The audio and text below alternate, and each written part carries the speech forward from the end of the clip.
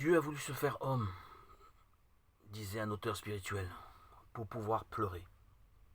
Penser que Jésus pleure avec moi dans la souffrance est une consolation.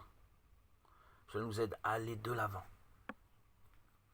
Si nous restons en relation avec lui, la vie ne nous épargne pas les souffrances, mais elle s'ouvre à un grand horizon de bien et avance vers son accomplissement. Courage, en avant avec la prière, Jésus est toujours à nos côtés.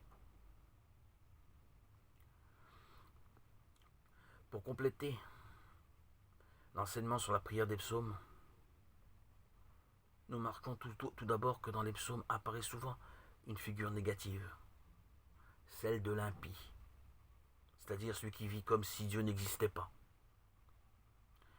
C'est la personne sans aucune référence au trop transcendant, sans aucun frein à son arrogance, qui ne craint pas les jugements sur ce qu'elle pense et ce qu'elle fait. C'est pourquoi le psalmiste présente la prière comme la réalité fondamentale de la vie.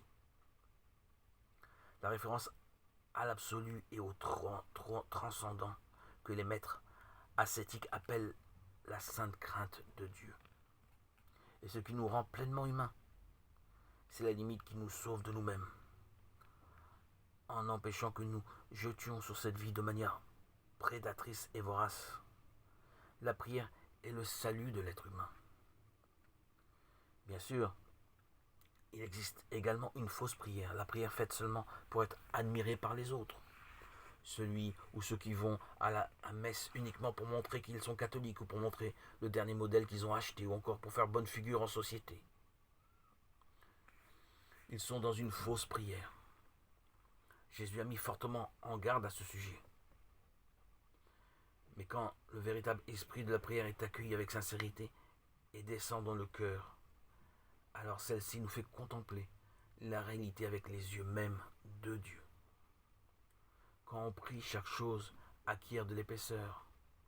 C'est curieux dans la prière. Peut-être commençons-nous par une chose imperceptible, mais dans la prière, cette chose acquiert de l'épaisseur, du poids, comme si Dieu la prenait dans sa main et la transformait.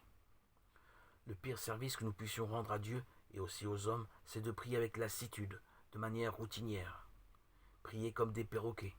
Non, non, non. On prie avec le cœur. La prière est le centre de la vie. S'il y a la prière, notre frère, notre sœur et même notre ennemi deviennent importants.